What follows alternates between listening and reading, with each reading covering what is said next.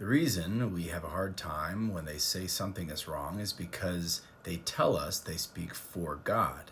If they were just doing their best as men, I would think that most of them do pretty. Let's see, I gotta try where was here. The comments are too long.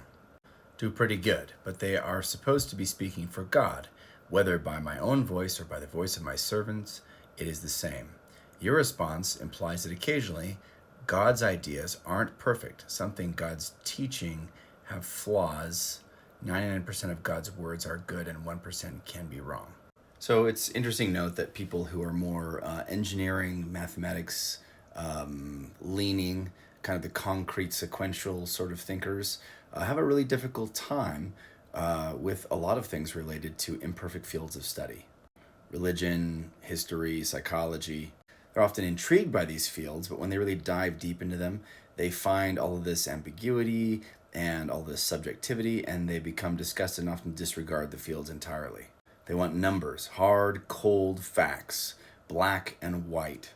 Any gray or other colors in there are confusing, and they're not sure what reality they're even dealing with, and it becomes really disorienting and discouraging, especially if they've grown up thinking, oh, here's the line right here.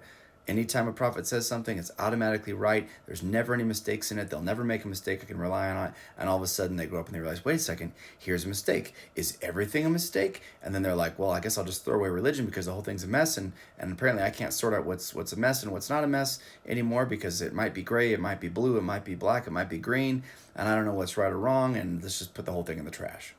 People that are not leaning towards the concrete sequential, mathematically inclined engineering type brains do a little bit better with all of these unknowns. With the idea of lots of grays and different colors in there, and the idea that things aren't going to be perfect all the time.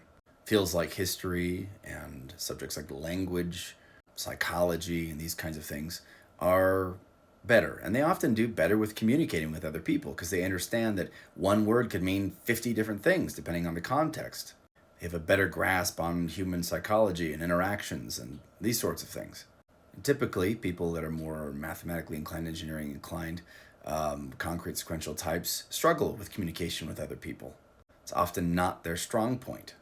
They're sort of rigidly creating rules by which communication with other people is supposed to operate. And if it doesn't operate a certain way, they get confused or anxious or frustrated or disoriented, and they often keep to themselves.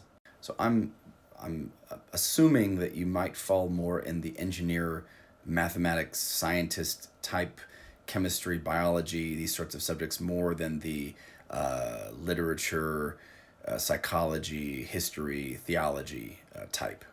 And I make this assumption because it seems that you are really struggling with the idea that, if God speaks to someone and that person becomes sort of enlightened by God and they have a stewardship to speak for and on behalf of God, and they do the best that they can to receive revelations from God, that, once in a while, maybe 1% of the time, they're going to make a mistake. They're going to say something wrong. They're going to misunderstand what God was saying to them.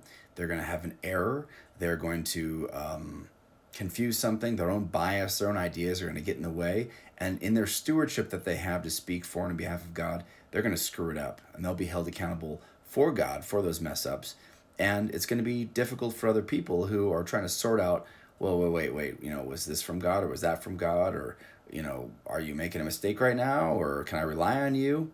Now, this is part of the reality and struggle of life. And each person is going to be judged individually and perfectly by Jesus Christ. And he'll account for all these things. And it's going to work out okay in the end. Ultimately, the purpose of life is not to have everything laid out perfectly for you. The purpose is for you to experience mortality, for you to struggle, for you to try to make decisions, for you to learn and grow in this sandbox environment of agency. And so even though everything's not laid out perfectly for you, the purpose of life is still accomplished. Here you are, experiencing mortality and making decisions in accordance with your conscience in the light of Christ that you have inside of you. Even if 1% of the time the prophets say something stupid, they make a mistake, they're in error, their own bias overcomes the revelations and inspiration that they're receiving, or they sin. These are struggles, and this is difficult things. My recommendation would be do the best that you can to be a good person. Try to be understanding of other people, and try not to persecute, put down, or attack other religions. Try to be tolerant. recognizing that maybe you don't understand everything and maybe there's a lot more out there to be understood.